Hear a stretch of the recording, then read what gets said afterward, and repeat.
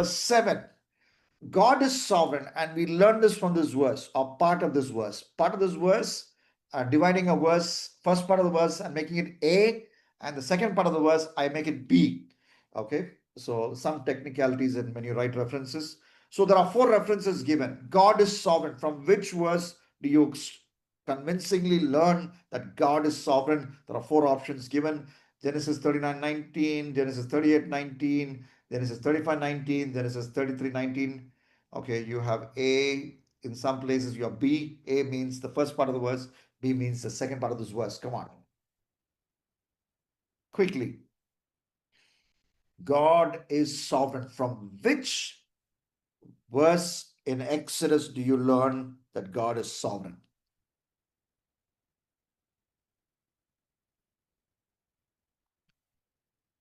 23 answers in. Okay, some of you are turning to the references. It is fine. I will give you time. I will give you more time. I will give you time till the clock says 15 seconds to go.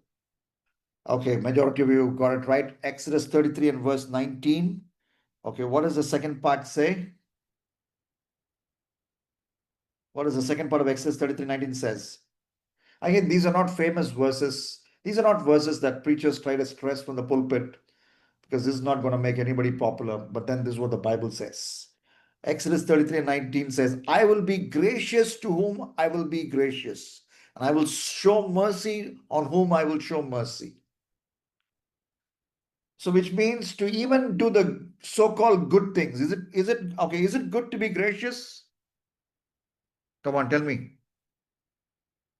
Is it good to be gracious? Yes. Is it good to show mercy? Yes. But then even those things, God says, I will do it in my terms, not your terms. Like when you join a company, the company boss will sometimes would invariably tell you, you will work on our terms, not on your terms. And God says that to us. He is sovereign. That means he is the big boss. He designs the rules. He operates the universe. Okay. In other words, everything operates according to his will. So that's why I get really mad when preachers try to say, you decree, you declare. You can decree and declare, understanding that everything is subject to the will of God. But if everything is subject to the will of God, you rather would say, like the Bible characters often said, Lord, I don't want to decree, declare. I rather submit to your will because you know better than me. You decree, you declare, I will just obey. That's a better idea. Rather than you trying to decree and declare with your mouth. And nothing is going to happen exactly as you decree and declare. Though you need to speak good words, positive words, wholesome words, encouraging words, all that is important. But when you're trying to say, I decree that this disease will go, that disease will go if it is God's will for the disease to go. Hebrews 2:4. So we need to be very careful. And why do I say that? Because Jesus, when he was on this earth doing his ministry, and when he voluntarily submitted himself to his Father, though Jesus is equal to the Father, but he voluntarily submitted himself to his Father. Okay, in Matthew 26:39, my Father, if it is possible, let this cup pass from me. Nevertheless, not as I will, but your will be done. Jesus didn't say, I decree that this cup will pass away from me, though he had the power to do that. Not just that, 3 verses below, that is verse 39 of Matthew 26, Matthew 26:42. Again, for the second time, he went away. Second time, not one time prayer, but second time. He didn't pray this in a moment of weakness, but this is deliberate. Praying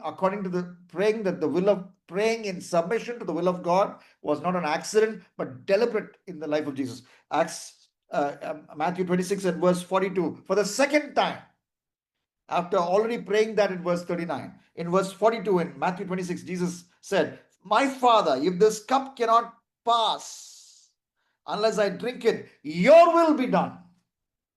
And not just Jesus, And not only that, Jesus showed the example, but he also preached that we should pray, thy will be done.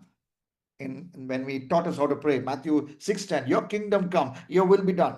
And then the apostles understood Jesus. That's why Apostle Paul, one of the greatest apostle, he says in Acts 18:21, I will come back if it is God's will. Then he set sail from Ephesus.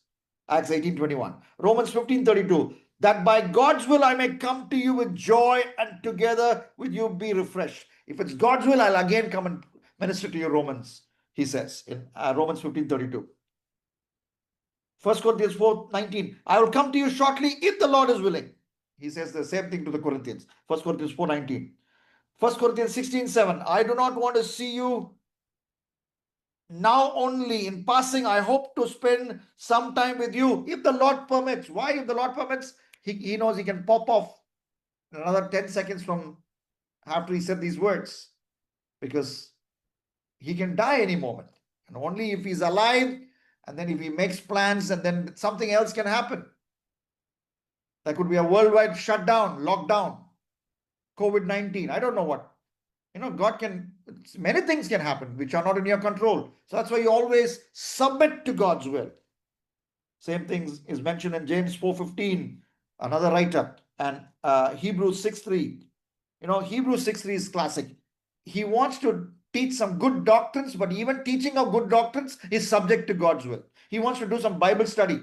Hebrews 6:3. And this we will do if God permits. So let us not forget God is sovereign. That is a strong message that has come out from the book of Exodus towards the end. It's a classic verse. I will have mercy on whom I will have mercy. It's very, very clear. Okay, let's see the scores. Aman, Cindy on fire, Pratiksha third place, Sean fourth, and Jazil in the fifth place.